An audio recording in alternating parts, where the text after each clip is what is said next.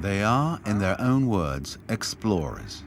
Their horizon is the final frontier, up there and beyond. Astronauts dream of going to the moon, walking on Mars, and going even further. In our galaxy alone, the Milky Way, billions of planets wait for man's first steps, it seems. Do we really need them, though? Are robots, space probes, and satellites not a far better ally of science? What exactly do we need astronauts for? On Earth, nations are pooling their resources in their effort to conquer outer space. They have placed their hopes in manned missions. At the European Space Agency, the new generation of space explorers is being groomed. At this moment, some 100 astronauts, cosmonauts, spationauts, taikonauts, and gaganauts, all of them firmly anchored to planet Earth, are tirelessly simulating the techniques and gestures required in space, hoping that one day a mission will send them far, far away.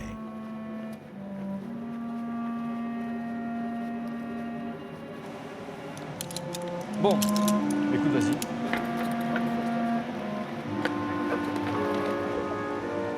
On le fait pour l'humanité, j'ai envie de dire, c'est un peu des grands mots, mais il faut des astronautes. Pourquoi? Parce qu'ils vont pouvoir revenir, ils vont pouvoir expliquer, ils vont pouvoir faire passer les sentiments qu'ils ont eus. On se rappelle de cette photo de la Terre isolée prise par les astronautes d'Apollo. On s'est dit, bah oui, on est perdu dans le noir et c'est le berceau de la vie. C'est impressionnant de voir ces images-là. Ce qu'il faut, c'est mettre à profit un peu cet héritage et tout ce que ça a provoqué. Et tout ça qu'on n'ait pas fait pour rien et qu'on soit capable encore de vivre des grandes aventures comme ça. Quand on voit les premiers pas sur la Lune, c'est vrai que, à titre personnel, ça fait frissonner parce qu'on a envie de le vivre. Mais surtout, à titre collectif, j'espère qu'on va pouvoir marcher dans les pas de ces gens-là. Walking on the moon? The moon. The moon. But we Earthlings have already been on the moon. 400,000 engineers and technicians were mobilized and swept along on the wave of a war economy. Cold War, that is, aimed at the Russians. The lunar adventure ended up in the museum, $170 billion later. A lot of money for a photo. Man did walk on the moon, once, twice. By the third time, the moon didn't even make it to the front page. By the fourth, it was supplanted by the opening of Disneyland. Then it was Mick Jagger that everyone wanted to read about. And finally, the invention of the Polaroid camera and America's technological genius. The astronaut was practically relegated to the news in brief section. Who now remembers Eugene Cernan, the last man to set foot on the moon in December 1972?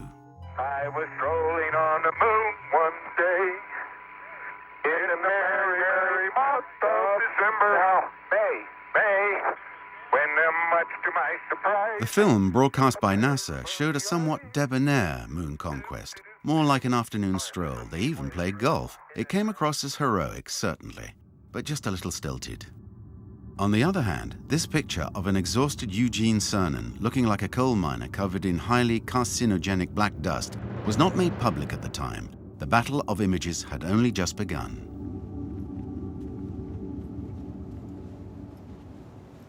And here he is, 40 years on. The end result leaves a bitter taste. With little at stake scientifically, no budget, and without the support of public opinion, the moon boots have been traded in for comfortable loafers.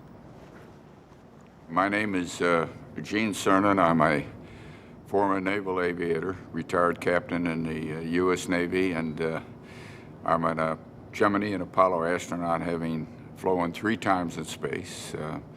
Gemini 9, went to the moon on Apollo 10, and then went back and commanded Apollo 17, and as such, I was the last man to have left my footprints on the moon.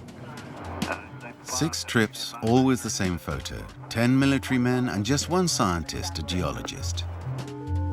385 kilos of moon rock were brought back. The 6 Apollo missions brought about a spectacular increase in our knowledge about the moon.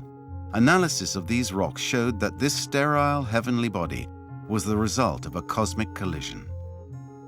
At the very beginning of the solar system, a forming planet, which scientists have called Theia, smashed into Earth. The collision ejected a considerable amount of matter into space, which condensed and settled into an orbit around Earth. The moon was born. Laser telescopes on Earth focus on mirrors left by the astronauts on the lunar surface, the readings allowing us to study the complex relationship between the planet and its satellite. The Earth and Moon form a unique couple in the solar system. So, was the Apollo adventure a great scientific success? Absolutely. Which is the least one could expect from a program that cost 4 to 5 times the gross national product of a developing country. Time for a great new American enterprise. Time for this nation to take a clearly leading role in space achievement. But how many people are aware that the Soviets obtained almost equivalent results for 1/100th of the cost of the Apollo program? Even moon rocks. The Soviets brought some back by automated means using their probes, an extraordinary technological feat. During the 1970s, the Russians put robots to work, landing safely on the moon in the Sea of Serenity, the Sea of Fertility, the Sea of Rains, the Sea of Crises, and even the Ocean of Storms. The lunar cods roamed dozens of kilometers through that lunar dust which is so dangerous to man. And it is to man that we must put the question, what remains of that era?